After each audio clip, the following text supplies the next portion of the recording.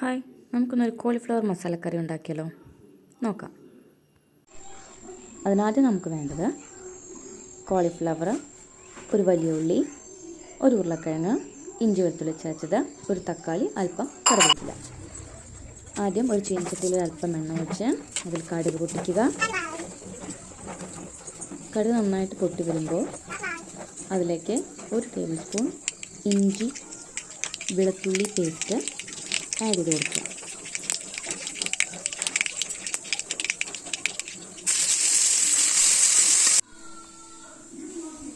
അതൊരു golden brown നിറമാവുന്നവരെ wait ചെയ്യുക. ഒരു വലിയ ഉള്ളി കഷ്ണങ്ങളായിട്ട് അരിഞ്ഞ് അതിലേക്ക് ഒരു തക്കാളി പൊടി അരിഞ്ഞ് ചേർത്ത് നല്ലവണ്ണം ഒന്ന് ചതച്ചെടുക്കുക. നല്ലോണം പേസ്റ്റ് പോലെ അരയണ്ട, നന്നായിട്ടൊന്ന് ചതച്ചെടുക്കുക. ഈ പരുവത്തിലേക്ക് ആക്കിയിട്ട് ഉള്ളിയും ഇഞ്ചിയും ഗോൾഡൻ ബ്രൗൺ ആകുമ്പോൾ അതിലേക്ക് ഒഴിച്ചിട്ട് നന്നായിട്ടൊന്ന് വഴറ്റി വയ്ക്കുക.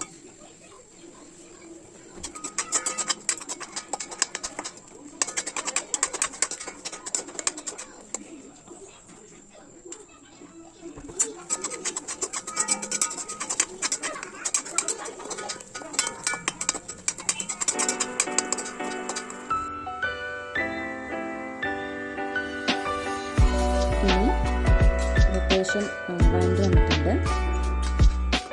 ഒരുപാട് അങ്ങോട്ട് വഴണ്ട് വരേണ്ട കാര്യമില്ല.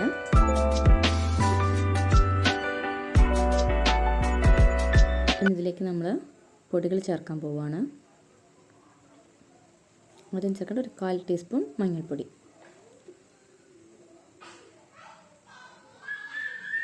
അതിനുശേഷം ഒരു 2 ടേബിൾ സ്പൂൺ മല്ലിപ്പൊടി, ഒരു 3 സ്പൂൺ കാശ്മീരി ചില്ലി, ഒരു 1/2 ടീസ്പൂൺ ഗരം മസാല. ഇതെല്ലാം കൂടി ചേർത്ത് നന്നായിട്ട് മിക്സ് ചെയ്യും. പൊടികളുടെയൊക്കെ ഒരു പച്ചമണം പോയി അത് നമ്മുടെ ഈ ഒരു മിക്സിലോട്ട് നന്നായിട്ട് സെറ്റ് ആവുന്നവരെ നന്നായിട്ട് ഇളക്കി കൊടുക്കുക. മല്ലിപ്പൊടി പോരാൻ തുടങ്ങി. ഞാനൊരു ടീസ്പൂൺ കൂടി മല്ലിപ്പൊടി ഇട്ടിട്ടുണ്ട്. 1 സ്പൂണ് ചില്ലി ചിക്കൻ മസാല കൂടി അതിലേക്ക് ഇട്ടിട്ടുണ്ട്. ഒരൽപ്പം വെളിച്ചെണ്ണ ഒഴിച്ച് കൊടുക്കാം.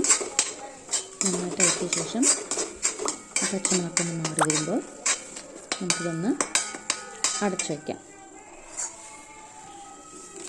അതിന് മുന്നേ ഞാനൊരു 2 തണ്ട് കറിവേപ്പില കൂടി ഇതിൻ്റെ കൂടെ ആഡ് ചെയ്യുന്നുണ്ട്.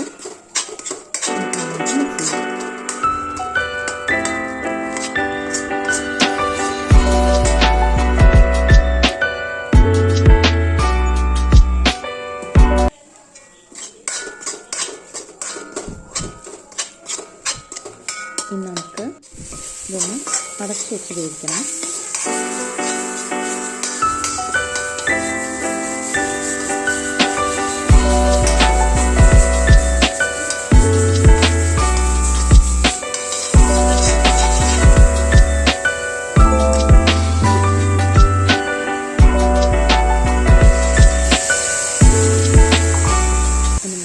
നേരത്തെ ഉള്ളിയും തക്കാളി കൂടി അരച്ചില്ല, ആ പേസ്റ്റിൻ്റെ ബാക്കി കുറച്ച് വെള്ളം കൂടെ ചേർത്ത് ഇതിലേക്ക് ഒന്ന് മിക്സ് ചെയ്ത് കൊടുക്കാം.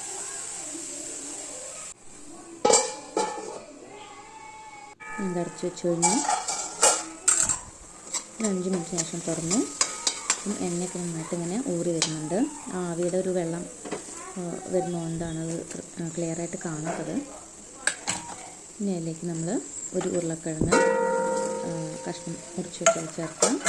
ഒരു കോളിഫ്ലവർ മുറിച്ച് വെച്ചത് ചേർക്കാം. നന്നായിട്ട് മിക്സ് ചെയ്യാം.